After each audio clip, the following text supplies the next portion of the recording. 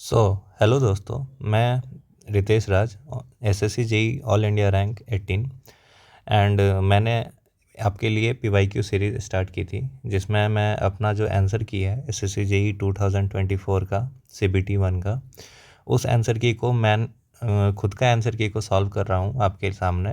And मैं चाहता हूँ कि आपको एक तरीके से मेरा अप्रोच समझ में आए कि मैं क्वेश्चन को कैसे अप्रोच करता था एंड कितने ईजिली मैं क्वेश्चन को सॉल्व करता था। ठीक है, एंड ज़रूरी नहीं है कि मैं जितने भी क्वेश्चन मैंने टिक मारे हैं वो सारे क्वेश्चन मुझे आते ही थे एग्ज़ाम के अंदर। मैंने ऑप्शन एलिमिनेशन का भी मेथड यूज किया एंड उससे बहुत ज़्यादा इजी हो गया मेरे लिए करेक्ट आंसर के पास पहुंचना। सो ठीक है दोस्तों, मैं वीडियो की शुरुआत करता हूँ।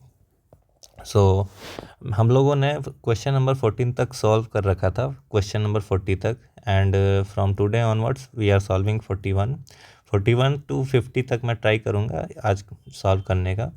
सो लेट्स स्टार्ट। इस क्वेश्चन में बोला है the value of Thevenin voltage across terminal A B will be. ठीक है, टर्मिनल ए बी क्या है, टर्मिनल ए यहाँ पे है, टर्मिनल बी यहाँ पे है। ठीक है, सबसे पहले तो मैं करूँगा क्या कि एक फिगर, ये जो फिगर है यहाँ पे, इसको मैं यहाँ पे ड्रॉ कर देता हूँ। ठीक है, और जिसमें ए बी को मैं ओपन रख दूँगा। ये 12 वोल्ट है, ये पॉइंट ए और ये हो गया पॉइंट बी, यहाँ पे 5 ओम। उसके बाद फिर ये है आपका करेंट सोर्स और नीचे में यहाँ पे आपका 2 ओम का रेजिस्टेंस लगा हुआ है। ठीक है, सो ये 10 एम्पियर है इसका मैग्नीट्यूड। अब मुझे क्या फाइंड करना है, थेवेनिन वोल्टेज फाइंड करना है। ठीक है, थेवेनिन रेजिस्टेंस नहीं। तो सीधी सी बात है, ये जो 10 एम्पियर है इधर में तो ओपन सर्किट हो गया, ये ओसी है, मतलब ओपन सर्किट है, तो यहाँ से तो करंट 0 एम्पियर फ्लो करेगा। ये 10 एम्पियर यहाँ तक आएगा और यही 10 एम्पियर यहाँ से भी फ्लो कर जाएगा। ठीक है, तो सीधी सी बात, यहाँ पे वोल्टेज ड्रॉप कितना होगा, इधर प्लस, क्योंकि करंट इंटर कर रहा है रेजिस्टेंस में, इधर प्लस रहेगा और इधर माइनस रहेगा, 50 वोल्ट हो जाएगा। 50 वोल्ट मैंने कैसे बोल दिया, I R that is resistance into current. वह ओम्स लॉ से आप लोगों ने पढ़ा होगा, भी इक्वल टू आई आर होता है। सो यहाँ से 50 वोल्ट निकल गया। इसमें मेन चीज़ क्या आपको ध्यान में रखना है, ये मैग्नीट्यूड, ये डायरेक्शन जो है, ये प्लस माइनस किधर रहेगा। ठीक है, अब मैं यहाँ पे लगाता हूँ KVL। ठीक है दोस्तों, KVL लगाने के लिए पहले तो मैं एज्यूम कर लेता हूँ इधर ये प्लस है माइनस है। KVL में ऐसे चल रहा हूँ और मेरा क्या आदत है कि मैं जो KVL में बाद वाला जो साइन आता है उसे एज्यूम करता हूँ। ठीक है, तो ये मान कर चलो VAB वोल्टेज है, तो माइनस VAB मैं एज्यूम कर लिया। उसके बाद +50 +12 प्लस, क्योंकि यह बाद वाला मैं एज्यूम करता हूँ इसलिए प्लस एज्यूम किया, इक्वल टू 0। VAB क्या हो जाएगा आपका, 50 + 12 that is equal to 62 volt. ठीक है, so option 3 is correct and मैंने भी ऑप्शन 3 ही चूज़ किया था। आगे बढ़ते हैं। विच of the following statement is true regarding the setting of earth fault relay. देखो, अर्थ फॉल्ट रिले, जाहिर सी बात है, अर्थ फॉल्ट रिले, ये रिले अर्थ फॉल्ट के लिए यूज होता है, ये तो आपको पढ़ के ही समझ में आ रहा है। ठीक है, अब अर्थ फॉल्ट क्या होता है इस पे मैं बात करता हूँ। अर्थ फॉल्ट मानकर चलो ये एक इक्विपमेंट है। ठीक है, ये मोटर मान लो, ये जो मोटर है, मोटर का जो बॉडी रहेगा वो तो आपका मतलब आयरन या फिर कंडक्टिंग बॉडी ही रहेगा। अब इस बॉडी को हम लोग करते क्या है कि अर्थ करते हैं। ठीक है, अब अर्थ करते हैं ताकि कोई भी इसके अंदर जो भी वाइंडिंग है, मान कर चलो ये वाइंडिंग है, कभी भी इंसुलेशन इनके बीच का जो ब्रेक होगा, मोटर के बॉडी और इस वाइंडिंग के बीच का अगर इंसुलेशन ब्रेक करता है तो मोटर के बॉडी पे करंट आ जाता है। ठीक है, और अगर हम लोग इसको अर्थ नहीं करते हैं एंड कोई भी इंसान आकर इस मोटर को टच कर दे, ठीक है, तो होता क्या है कि करंट जो है इस इंसान के थ्रू पास कर जाएगा एंड इसको शॉक लगने का चांस रहता है। ठीक है, सो इसके लिए हम लोग करते हैं क्या कि ग्राउंडिंग करते हैं, और ग्राउंडिंग क्या रहता है कि ये अर्थिंग करते हैं एक तरीके से। ठीक है।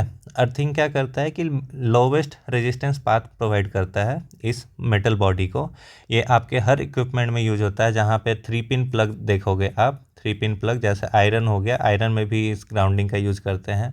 इलेक्ट्रिक केटल हो गया, उसमें भी इस चीज़ का यूज़ करते हैं। तो ये आप मैक्सिमम जगह पे देखोगे। एंड इंडियन वायरिंग सिस्टम जो है, मतलब इंडियन इलेक्ट्रिसिटी रूल के हिसाब से ये इसे यूज करना ही चाहिए अर्थिंग को, ठीक है, जितने भी इलेक्ट्रिकल इक्विपमेंट है।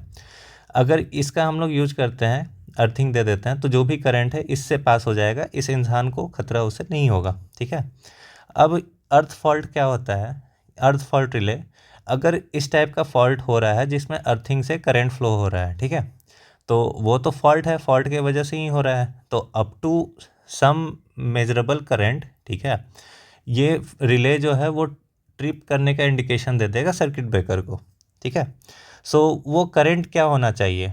तो वो करंट आप खुद बताओ कि क्या वो जो करंट रेटिंग है डिवाइस का, मानकर चलो ये 100 एम्पियर है, और अगर इसके अंदर 100 एम्पियर रेटेड करंट है इस डिवाइस का, ठीक है, और अगर इसमें ये फॉल्ट होता है, तो क्या आप वेट करोगे कि 100 के ऊपर करंट जाएगा तो आप ट्रिप कराओ, या फिर आप बोलोगे कि 100 एम्पियर के नीचे में ही आपका ट्रिप कर जाना चाहिए रिले? जाहिर सी बात है, आप चाहोगे कि कम से कम करंट में, लीकेज करंट में आपका जो ये है सर्किट ब्रेकर है वो ट्रिप कर जाए, ठीक है। सो इसका जो ऑप्शन होता, ये setting should be always less than rated full load current of the line, ठीक है। मैंने इस क्वेश्चन को गलत सॉल्व कर दिया था, एंड गलत सॉल्व कर दिया था, हड़बड़ी में ही मुझसे हुई थी। मैंने ये कर दिया था कि greater than rated full load current of the line, ठीक है। मेरे साथ हुआ क्या कि मुझे लगा कि अर्थ फॉल्ट रिले का जो करंट होता है, फॉल्ट करंट, उसके बारे में बात कर रहे हैं ये लोग, बट वो चीज़ नहीं था, मैं गलत पढ़ लिया था क्वेश्चन को। और ये जो मिस्टेक है ये आपके साथ भी होगी, क्योंकि क्वेश्चन आपको आ रहे होंगे एंड आप लोग हड़बड़ी में उस क्वेश्चन में मिस्टेक कर जाओ, ठीक है। तो इस चीज़ से मतलब बचना तुम लोग, एंड क्वेश्चन को 2-3 बार पढ़ना, ठीक है, कभी भी अटेम्प्ट करने से पहले 2 बार तो एटलीस्ट पढ़ो ही, मैं खुद पढ़ता हूँ 2 बार। अब चलते हैं नेक्स्ट क्वेश्चन में। The built in potential of PN junction. Built in potential क्या होता है? ये देखो, ये है पीएन जंक्शन, ठीक है। ये जो पीएन जंक्शन है, ये पी साइड, एन साइड, और यहाँ पे आपका ये जॉइंट, ठीक है। अब होता क्या है कि एन साइड के जो इलेक्ट्रॉन होते हैं पी साइड में होल से ये कर जाते हैं, रिकम्बाइन कर जाते हैं, ठीक है। इधर के जो होल हैं पी साइड के, वो इधर के इलेक्ट्रॉन से मिल जाते हैं, और यहाँ पे एक बैरियर पोटेंशियल क्रिएट होता है, ठीक है। ये पोटेंशियल ऐसा रहता है कि फर्दर जो इलेक्ट्रॉन है इस साइड के वो इधर ना जा पाए, एंड इधर के जो होल्स हैं वो इधर ना जा पाए, ठीक है। तो ये जो पोटेंशियल बिल्ड होता है इसको हम लोग बोलते हैं बिल्ट इन पोटेंशियल, ठीक है। और ये एक थर्मल इक्विलिब्रियम स्टेज पे आकर बिल्ड होता है, ठीक है। सो इसका जो फॉर्मूला होता है बिल्ट इन वोल्टेज का, वो होता है KT/Q ln ND/NA divided by NI²। ये क्या है? ये है थर्मल वोल्टेज, ठीक है। इसको या तो ये ऐसे भी लिख सकते हो, या फिर इसके जगह VT भी लिख सकते हो, कोई इशू नहीं है। सो ये देखो, यहाँ पे मैंने मेंशन भी किया है, ये थर्मल वोल्टेज जो है आपका एट रूम टेम्परेचर ये 26 मिली वोल्ट रहता है। ND और NA क्या है? वो है donor type atom concentration, NA है आपका acceptor type atom concentration, NI है आपका इंट्रिंसिक कंसंट्रेशन, ठीक है। सो इस क्वेश्चन में मैं आता हूँ, पूछ रहा है कि built in potential of PN junction, ठीक है। अब ऑप्शन पढ़ते हैं। Depends on doping concentration only.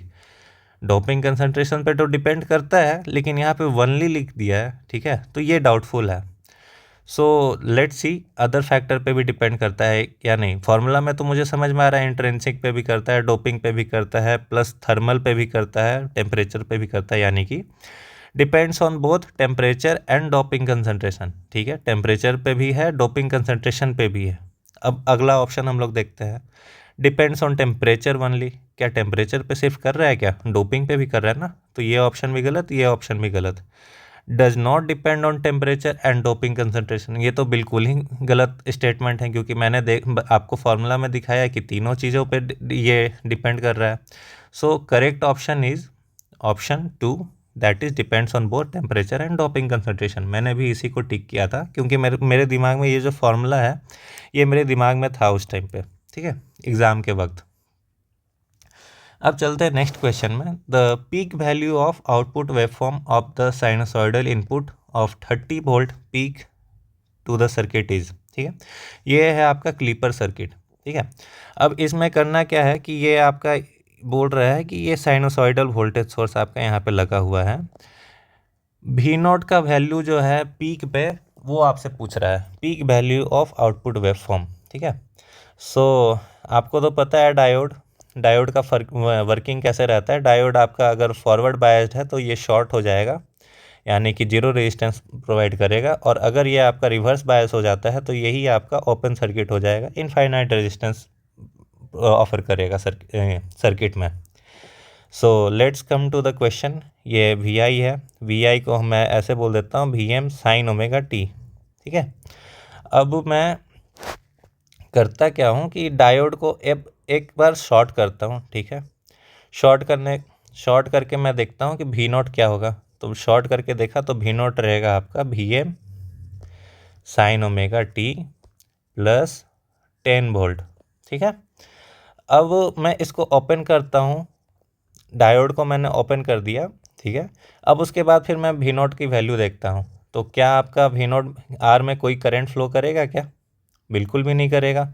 तो जो पोटेंशियल यहाँ पे रहेगा वही पोटेंशियल आपका यहाँ पे भी रहेगा। So V naught will be zero. Okay, so now let's come to the question. यहाँ पे आपसे पूछा है कि वी नॉट का मैक्सिमम क्या रहेगा अगर वी एम जो है आपका 30 वोल्ट है, 30 volt peak to the circuit, 30 volt अगर है तो आपको, अब ये मैं एक वेवफॉर्म बनाता हूँ,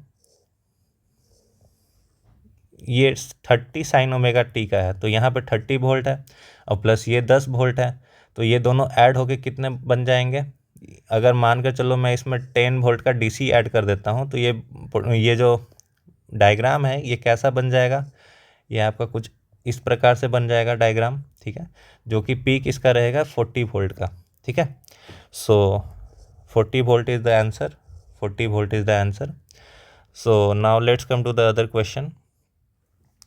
In an electrostatic instrument, the controlling torque can be adjusted by।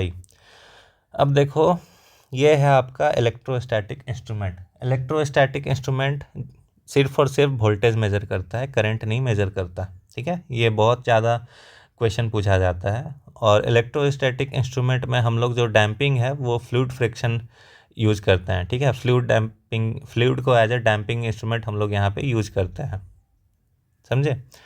सो और कंट्रोलिंग टॉर्क जो है वो हम लोग स्प्रिंग से देते हैं। अब यहाँ पर आ जाओ, यहाँ पे मैं इसका वर्किंग एक बार समझा देता हूँ। ये दो प्रकार के रहते हैं, एक होता है लीनियर, एक होता है रोटेटरी। दोनों का वर्किंग सेम है, दोनों में एक रहेगा फिक्स प्लेट, दूसरा रहेगा मूविंग प्लेट। अगर मानकर चलो ये फिक्स प्लेट पे हम लोग वोल्टेज प्रोवाइड करते हैं, ठीक है। यहाँ पे कहीं पे इसको हम लोग लगाएं किसी सोर्स से, ठीक है, तो इस सोर्स से लगाएं हम लोग, तो दोनों पे चार्ज एक्यूमुलेट होंगे, अगर इधर पॉजिटिव इधर नेगेटिव। अगर चार्ज एक्यूमुलेट हो रहा है तो ये दोनों प्लेट आपस में अट्रैक्ट होंगे, ठीक है, because unlike charges attract each other and like charges repel each other, ठीक है, बेसिक सा इलेक्ट्रोस्टैटिक का रूल है। सो ये अट्रैक्ट होकर मूविंग प्लेट हो सकता है इसके पास तक आए। अब हम लोग करेंगे क्या कि यहाँ पे एक पॉइंटर लगा दिए। पॉइंटर क्या करेगा आपका स्केलिंग करेगा कि कितना मूव करेगा, तो वो पता चलेगा कि कितने वोल्टेज उसे मिल रहे हैं, ठीक है। तो ये बेसिक सा फंक्शन है इलेक्ट्रोस्टैटिक इंस्ट्रूमेंट का। अब आ जाओ क्वेश्चन पे। यहाँ पे पूछा क्या गया है कंट्रोलिंग टॉर्क। टॉर्क देखो किसी भी इंस्ट्रूमेंट में दो प्रकार के होते हैं, एक होता है डिफ्लेक्टिंग टॉर्क और दूसरा होता है कंट्रोलिंग टॉर्क। डिफ्लेक्टिंग टॉर्क जो मैंने आपको यहाँ पे बताया, इस वोल्टेज के वजह से जो डिफ्लेक्शन आएगा उसको बोलते हैं डिफ्लेक्टिंग टॉर्क, ठीक है। और कंट्रोलिंग टॉर्क वो रहता है कि मानकर चलो डिफ्लेक्शन तो आ रहा है, लेकिन इस इंस्ट्रूमेंट को कंट्रोल भी तो, मतलब कि चलो अगर वोल्टेज आप हटा दिए यहाँ से तो इसको अपने बेसिक यानी कि जो इनिशियल पोजीशन है वहाँ पे भी तो आना पड़ेगा, तो उसको ये स्प्रिंग लेकर आता है, तो उसको बोल देते हैं कंट्रोलिंग टॉर्क, ठीक है। ये हो जाता है कंट्रोलिंग टॉर्क। सो अगर स्प्रिंग लगा है तो कंट्रोलिंग टॉर्क का फॉर्मूला हो जाता है टी सी = के थीटा। के क्या होता है? वो होता है स्प्रिंग कांस्टेंट। स्प्रिंग कांस्टेंट जो है आपका वो टेम्परेचर और एज के साथ साथ आपका इसका जो वैल्यू है वो डिटोरिएट करता रहता है, ठीक है। और theta is just like rotatory motion और linear motion, whatever kind of spring you are using. So let's come to the question. In electrostatic instrument the controlling torque can be adjusted by spring constant, चलो ठीक है, spring constant से तो adjust होता है। Changing the length of the pointer needle, क्या, अब मुझे एक बात बताओ, अगर पॉइंटर नीडल ये जो है ये क्या ये इस लेंथ का रहेगा तो कुछ फ़र्क पड़ने वाला है क्या, या फिर इस लेंथ का रहेगा तो कुछ फ़र्क पड़ने वाला है, कुछ भी नहीं पड़ेगा। तो ये तो गलत स्टेटमेंट है। Changing the distance between the plates, ये सही है। Changing the distance between the plates, अगर आप डिस्टेंस चेंज कर रहे हो तो ये देख लो, ये थीटा का वैल्यू चेंज हो जाएगा या फिर यहाँ पे जो वैल्यू रहेगा ये चेंज हो जाएगा, तो जिसके वजह से आपका टॉर्क पे ये मतलब टॉर्क को इफेक्ट करेगा वो, ठीक है। तो ये वाला स्टेटमेंट सही है, ये दोनों स्टेटमेंट सही है। Changing the position of the instrument, अब देखो पोजीशन से ये क्या मीन करना चाहता है। पोजीशन दो प्रकार के होते हैं, एक होता है वर्टिकल पोजीशन, एक होता है हॉरिजॉन्टल पोजीशन, ठीक है। तो वर्टिकल हॉरिजॉन्टल पोजीशन जैसे अगर हम लोग ग्रेविटी कंट्रोल यूज करते हैं स्प्रिंग कंट्रोल की जगह, ठीक है, ग्रेविटी कंट्रोल में हम लोग वेट यूज करते हैं फॉर कंट्रोलिंग टॉर्क। सो वहाँ पे हम लोगों को नेसेसरी रहता है कि इसे हम लोग वर्टिकल पोजीशन पे ही यूज करें, ठीक है। वैसे मशीन को, वैसे इंस्ट्रूमेंट को हम लोग वर्टिकली माउंटेड करते हैं, ठीक है, एंड हॉरिजॉन्टली उसको नहीं माउंट करते। तो स्प्रिंग वाले केस में आप दोनों में से कैसे भी कर सकते हो, रीडिंग जो है बराबर का दिखाता है, ठीक है। तो ये वाला स्टेटमेंट भी गलत। सो इसमें दो स्टेटमेंट जो हैं वो सही हैं, option 1 and option 3, only option 1 and 3। यहाँ पे पूछा भी था कि कैन बी एडजस्टेड बाई, यानी कि कैसे आप एडजस्ट कर सकते हो, मैंने भी ऑप्शन 3 को ही चूज़ किया था एग्जाम में। Let's come to the other question दोस्तों। Which of the following are significance of good welds. अब देखो, गुड वेल्ड्स वेल्डिंग चैप्टर में आता है, वेल्डिंग चैप्टर है आपका यूटिलाइजेशन में, एंड यूटिलाइजेशन में मैंने वेल्डिंग में ये गुड वेल्ड बैड वेल्ड नहीं पढ़ा था, ठीक है। मेरे सामने ये क्वेश्चन पहली बार एग्जाम में अपीयर हुआ एंड पहली बार में ही मैंने इसे सॉल्व किया, ठीक है, and just out of common sense, ठीक है। Good welds provide strong and reliable bonds between metal component, ठीक है। एक तो पहला नाम है गुड वेल्ड्स, गुड वेल्ड से मुझे ये समझ में आ रहा है कि वेल्डिंग है और गुड वेल्डिंग के बारे में बात कर रहे हैं ये लोग, ठीक है। तो इस लाइन में जो भी उसने लिखा कि गुड वेल्ड से होता क्या है कि वो मजबूत और एक भरोसेमंद बॉन्ड देता है जो भी मेटल कंपोनेंट को हम लोग ज्वाइन करते हैं। ये लाइन तो मुझे सही लगा। सेकेंड लाइन में पढ़ता हूँ, high quality welds require the need for rework and repairs. अब आप बताओ, अगर आप अच्छे से पढ़ाई कर रहे हो, ठीक है, मतलब यहाँ पे बोल रहा है कि हाई क्वालिटी वेल्ड्स, अगर आप अच्छे से काम कर रहे हो तो क्या उस काम को बार बार रिपेयर करने का ज़रूरत पड़ेगा। अगर आप एज अ सिविल इंजीनियर अगर आप अच्छे से बिल्डिंग बनाए हो तो क्या उस बिल्डिंग का बार बार मरम्मत करने का ज़रूरत पड़ेगा क्या, बिल्कुल भी नहीं, आप लंबे टाइम तक वो टिकेगा। अगर एज अ इलेक्ट्रिकल इंजीनियर आप अगर मोटर का रीवाइंडिंग किए हो और प्रॉपर तरीके से किए हो, ठीक है, आप ऐसा नहीं किए कि मानकर चलो 2.5 स्क्वायर mm का वायर यूज करना था, उसके जगह आप 1.5 स्क्वायर mm का वायर यूज कर दिए और उसके बाद फिर वो बार बार जो वायरिंग है वही जल जा रहा है। इस टाइप का अगर काम नहीं किए हो, आप गुड काम किए हो, तो वहाँ पे तो बार बार रिपेयरिंग का ज़रूरत है नहीं, ठीक है। तो ये वाला स्टेटमेंट जो है ये है गलत, ठीक है, क्योंकि रीवर्क और रिपेयर आपका हाई क्वालिटी वेल्ड में रिक्वायर्ड नहीं रहता है, ठीक है। जितने भी बड़े बड़े शिप रहते हैं उसमें हाई क्वालिटी वेल्ड का यूज किया जाता है।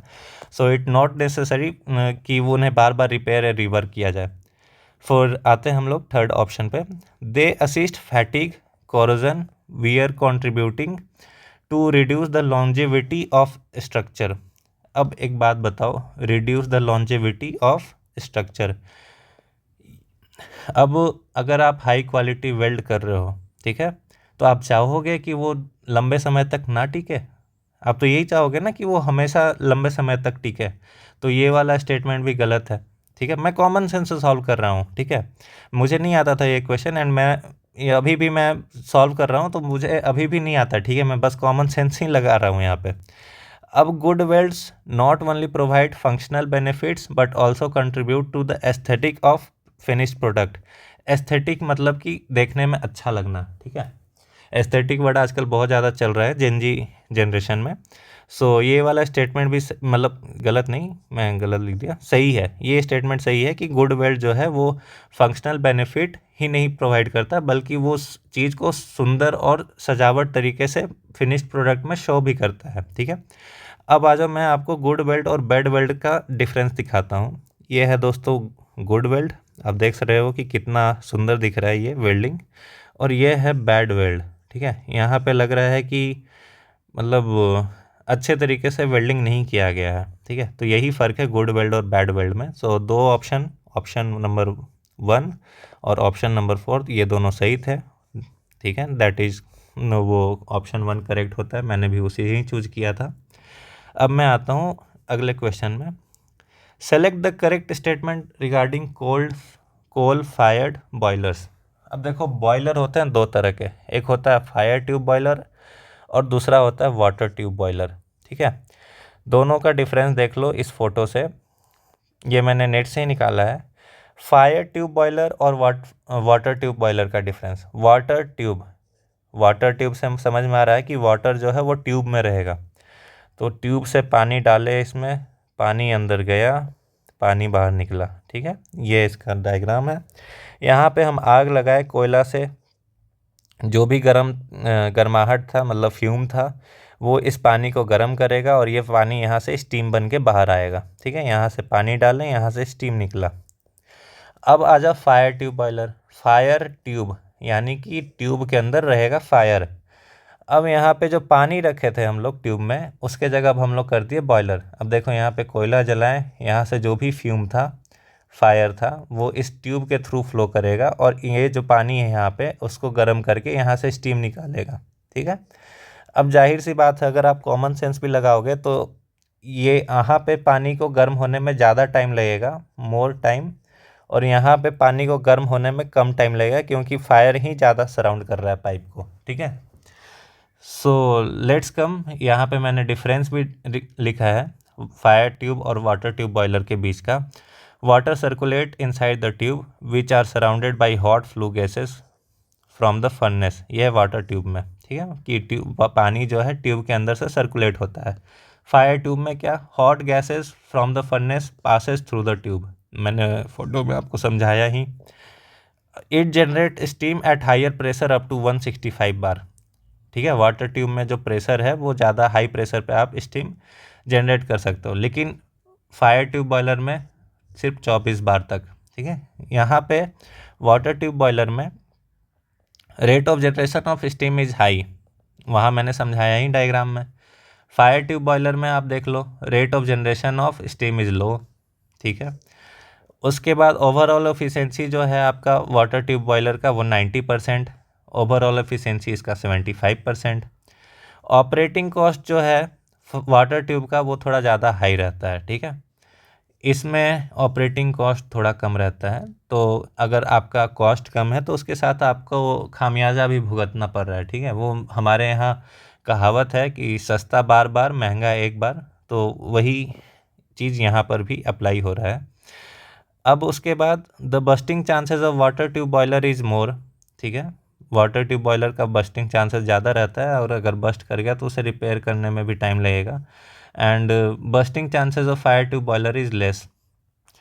और उसके बाद फिर वाटर ट्यूब बॉयलर को हम लोग लार्ज पावर प्लांट में यूज करते हैं, और इसको हम लोग ये जो है लार्ज पावर प्लांट में यूज़ करने के लिए सूटेबल नहीं रहता, तो इससे बेसिक मतलब दूसरे जगह पे एप्लीकेशन होता है इसका।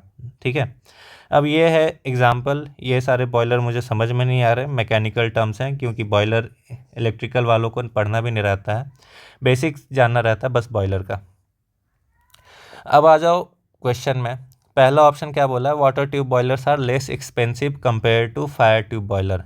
मैंने पहले ही बताया कि वाटर ट्यूब बॉयलर जो है ज़्यादा एक्सपेंसिव रहता है। ठीक है, तो यहाँ पे लेस नहीं मोर हो जाएगा, मोर रहता तो सही रहता। Fire tube boilers are typically used for high pressure. Fire tube boiler क्या हाई प्रेशर के लिए यूज होता है? बिल्कुल भी नहीं। वाटर ट्यूब बॉयलर जो है वो हाई प्रेशर जनरेट करता है, यहाँ पे आप देख लो second point. Fire tube boilers have higher thermal efficiency compare to water tube. Efficiency water tube का ज़्यादा रहता है बच्चा, फायर ट्यूब का कम। ठीक है, water tube boilers are more efficient than fire tube boilers. बिल्कुल सही, वाटर ट्यूब बॉयलर्स ज़्यादा एफिशिएंट है। देख लो 90% एफिशिएंसी है वाटर ट्यूब का, और कहाँ फायर ट्यूब का 75% का है वो। तो ऑप्शन 4 इज़ करेक्ट। मैंने भी ऑप्शन 4 ही चूज किया था। So let's come to other question. What is the purpose of maximum power point tracker in power PV system? ठीक है, पीवी बोले तो सोलर मॉड्यूल सिस्टम। ठीक है, तो ये है पीवी मॉड्यूल, ये है converter, boost converter. Power electronics में आप लोग पढ़ोगे boost converter, buck boost converter, buck converter के बारे में। और ये है लोड, ये है एमपीपीटी कंट्रोलर। अब एमपीपीटी कंट्रोलर मैं आपको समझाता हूँ क्या होता है। होता क्या है कि ये है आपका ग्राफ। ठीक है, यह है एक पीवी मॉड्यूल का ग्राफ, आईवी कर्व इसको बोलते हैं।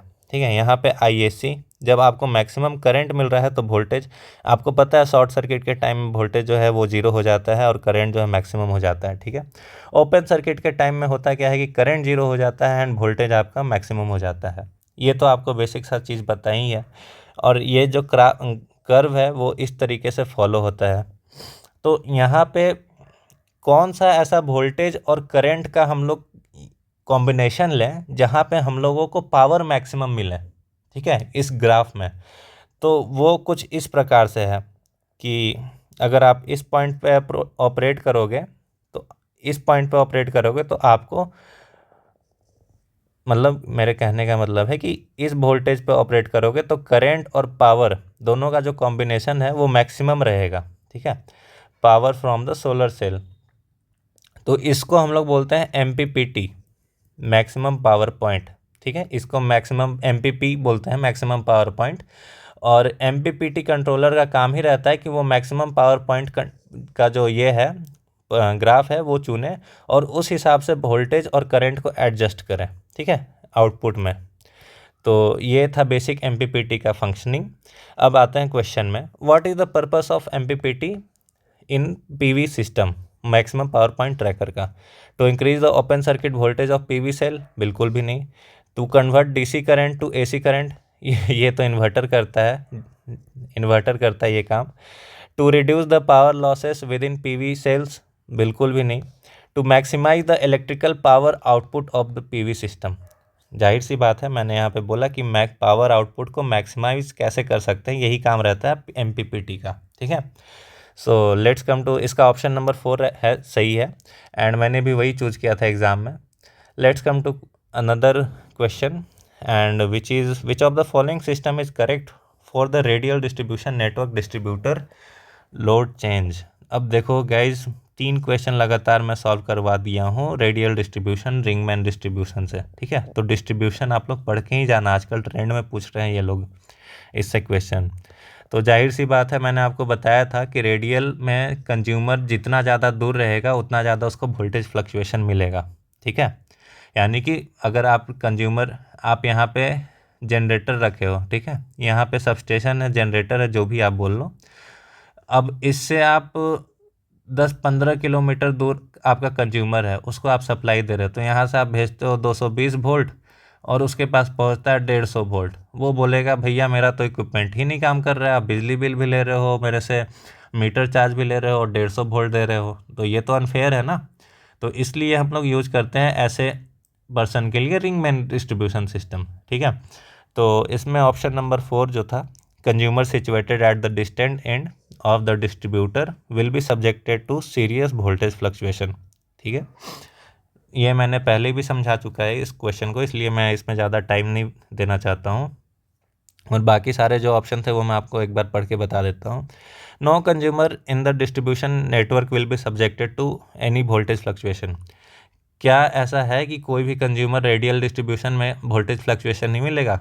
बिल्कुल ही गलत बात, क्योंकि दूर वाले को मिलता है।